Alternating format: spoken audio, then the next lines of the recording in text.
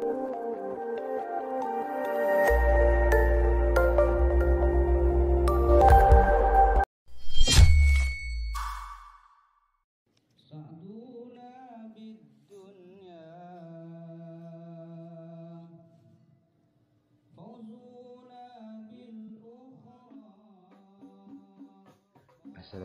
warahmatullahi wabarakatuh. Ketemu lagi dengan saya di channel Kreasi Islam.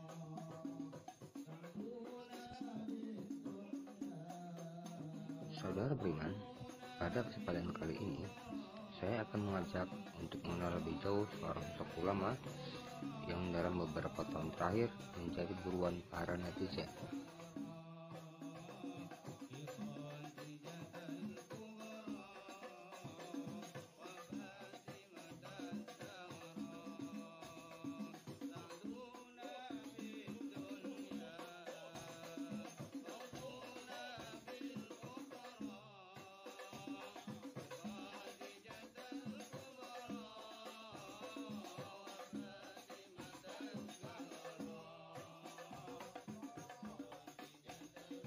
Sebelum kita membahas lebih jauh, yang belum subscribe silahkan subscribe dan tekan tanda lonceng untuk mendapatkan video-video terbaru dari kami.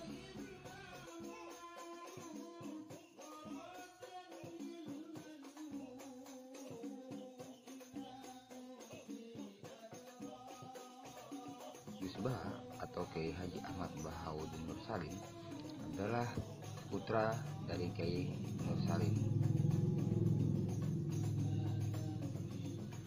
Kiai Haji Nur Salim adalah pengasuh pesantren Al-Quran di Kragen Narukan, Rembang, Jawa Tengah. Kiai Nur Salim adalah murid dari Kiai Arwani Kudus dan Kiai Abdullah Salam Rajen Pati. Ulama kelahiran 1970 ini memilih Yogyakarta sebagai tempat memulai pengembaraan ilmiahnya. Sejak kecil, Gus Baha mulai menempuh gemblengan keilmuan dan hafalan Al-Quran di bawah asuhan ayahnya sendiri, yaitu Kiai Haji Nur Salim Al-Hafiz.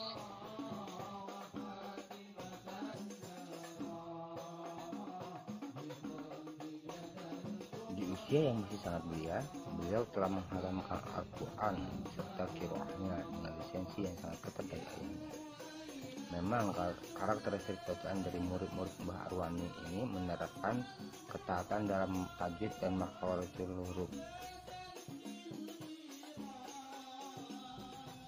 Pada saat menginjak usia remaja, ayah beliau Kiai Haji Nur Salim menitipkan Gus Baha untuk pondok dan berkhidmat kepada Kiai Haji Maimun Jubair di pondok pesantren Al-Anwar Karangmangu, Sarang, Rembang, sekitar 10 km ke arah timur Narukan.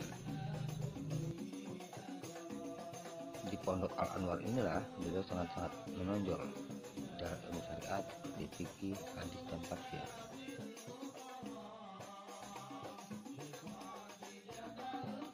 Hal ini terbukti dari beberapa amanat prestisius keilmiahan yang diemban oleh beliau selama mondok di pesantren Al-Anwar, seperti Rois Fatul Mu'in dan Ketua Ma'arif di jajaran kepengurusan pesantren Al-Anwar. Saat mondok di Al-Anwar, beliau menghatamkan hafalan Sahih Muslim lengkap dengan matan, rawi, dan sanadnya. Selain Sahih Muslim, beliau juga menghatamkan hafalan kitab Fatul Mu'in dan kitab-kitab gramatika Arab seperti Imriti dan Alfiyah Ibnu Malik. Bahkan menurut sebuah riwayat, dari sekian banyak hafalan beliau tersebut menjadikan beliau sebagai santri pertama di Al-Anwar yang memegang rekor hafalan terbanyak di era beliau. Dalam riwayat pendidikan beliau, semenjak kecil hingga beliau mengasuh pesantren warisan ayahnya sekarang, beliau hanya mengenyam pendidikan dari 2 pesantren saja, yakni pesantren ayahnya sendiri di Desa Narukan dan pesantren Al-Anwar di Karangmangu, Rembang. Karena suatu ketika ayahnya menawarkan kepada beliau untuk mondok di Yaman, namun beliau lebih memilih untuk tetap di Indonesia, berkhidmat kepada alma maternya Madrasah Ghajaliyah Syafiyah PP Al-Anwar dan pesantrennya sendiri LP3IA.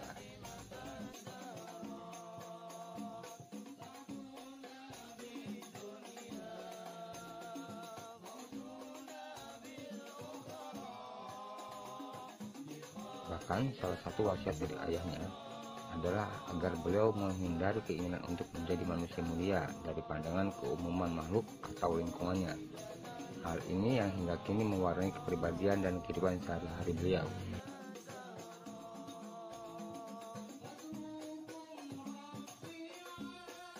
Dipandang dari sisi keilmuannya, jangan main-main. Selain Yogyakarta, beliau juga diminta untuk mengasuh pengajian tafsir Al-Quran di Bojonegoro, Jawa Timur. Di Jogja minggu terakhir, sedangkan di Bojonegoro minggu kedua setiap bulannya. Hal ini beliau jalani secara rutin sejak 2006 hingga kini. Di Universitas Islam Indonesia, beliau adalah ketua tim Lajnah Mushaf Universitas Islam Indonesia.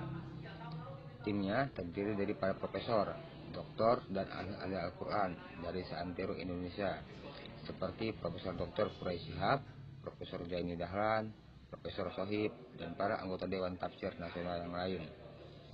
Untuk ketiga, beliau pernah ditawari gelar Dr. Honoris Causa dari Universitas Islam Indonesia, namun beliau tidak berkenan. Dalam jagat tafsir Al-Quran di Indonesia, beliau termasuk pendatang baru dan satu-satunya dari jajaran Dewan Tafsir Nasional yang berlatar belakang pendidikan non-formal dan non-gelar. Meski demikian, kealiman dan penguasaan keilmuan beliau sangat diakui oleh para tafsir nasional. Berikut ini adalah penuturan beberapa ulama nasional mengenai sosok Gus Baha. Ada mufti Makkah namanya Syekh Ahmad Zaini Dahlan. Hampir semua sanad-sanad hadis, sanad fikih itu bermuara ke Syekh Zaini Dahlan. Lalu kemudian turun ke bawah, itulah Syekh Bakri Shatta, penulis kitab I'anatut Talibin. Lalu dari Syekh Bakri Shatta turun ke bawah Syekh Mahfud At-Termasi. Termasi dari Tremas, Pacitan. Dari Syekh Mahfud At-Termasi turun ke bawah Syekh Faqih Mas Kumambang. Dari Kiai Haji Syekh Faqih Mas Kumambang yang mengambil sanad di Masjidil Haram dari Syekh Mahfud, baru turun ke bawah ke Syekh Zubair. Dari Syekh Zubair turun ke bawah ke Syekh Maimun Zubair yang dimakamkan di Ma'la. Dari Syekh Maimun terus turun ke Gus Bah yang disebutkan oleh Ustadz Bakhtiar Nasir. Saya tidak memasukkan beliau ke Quran atau ke fikih atau ke akhlak, karena kalau kita dengar kajiannya semua masuk. Tafsirnya masuk, fikih syafi'inya masuk, lalu kemudian akhlak, kemudian sejarah, kemudian banyak mengutip dari Abu Hamid Al-Ghazali.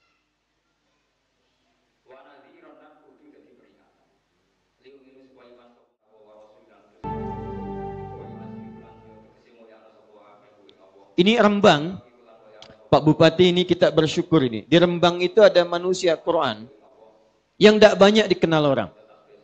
Itu kalau Bapak Ibu tanya tentang fikih-fikih dalam Quran, itu beliau luar biasa itu. Namanya Gus Baha. Gus Baha. Kapan-kapan kalau ada pengajiannya, hadiri pengajian beliau, itu diantara orang yang sangat mengerti Al-Quran. Kalau ingin lebih dalam lagi, sampai ke kata sekian, diulang sekian, maknanya sekian, makna gaibnya itu ambil pengajiannya Gus Qayyum.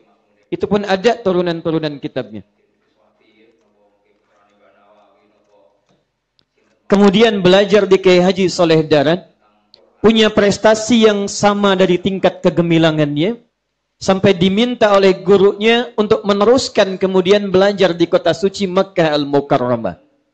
Bahkan di awal-awal masa pembelajarannya, belajar pada guru alim yang sama, mufti di Mekah, imam besar di Haramain, namanya Syekh Ahmad Khatib Al-Minangkabawi, yang lahir tahun 1880 Masehi.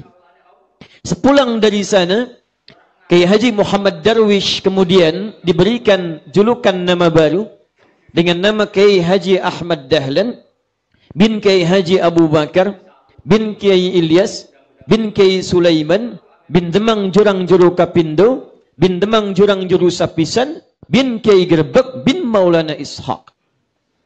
Kemudian pulang ke Nusantara, lantas mendirikan Muhammadiyah tanggal 18 November tahun 1912.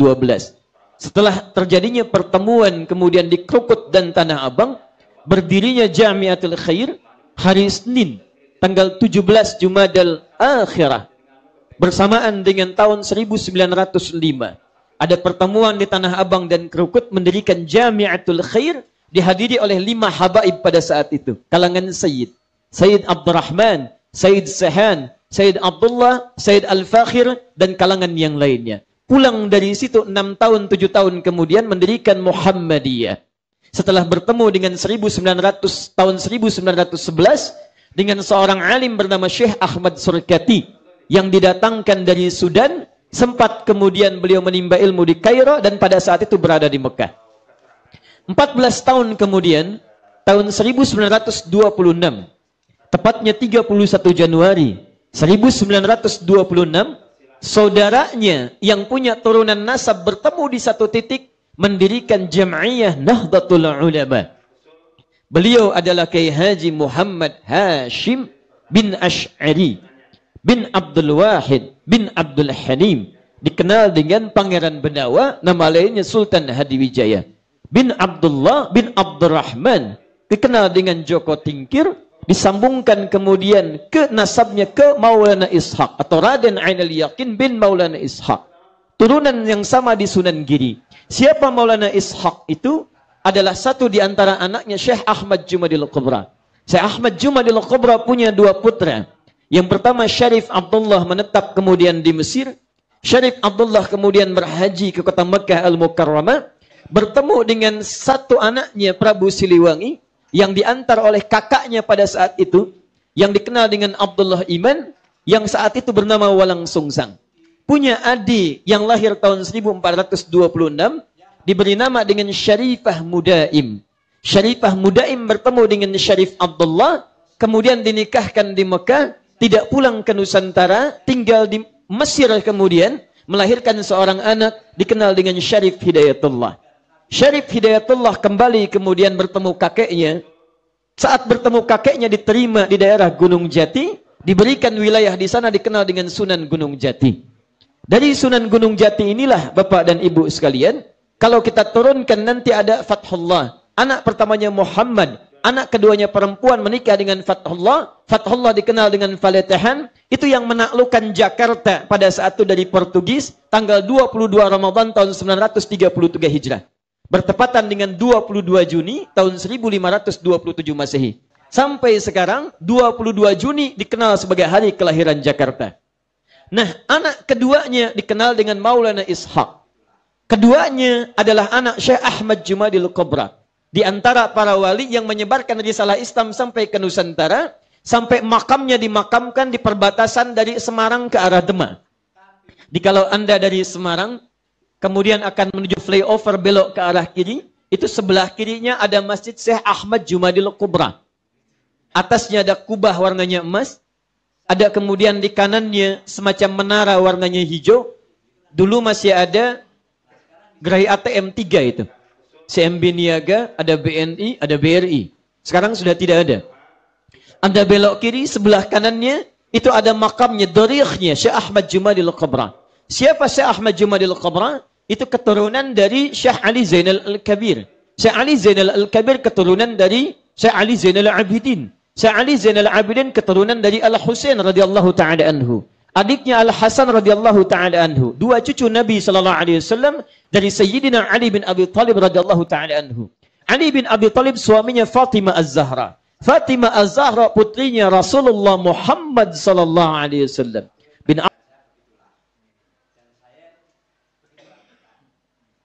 Bagaimana kesimpulan saudara beriman sekalian? Terima kasih sudah menyaksikan video kami. Assalamualaikum warahmatullahi wabarakatuh. Katakan pada anak kecil, ya Habibi, atau dengan kata ya Maidari. Kalau saya itu di sana disebutkan tuan, ya Sayyidi.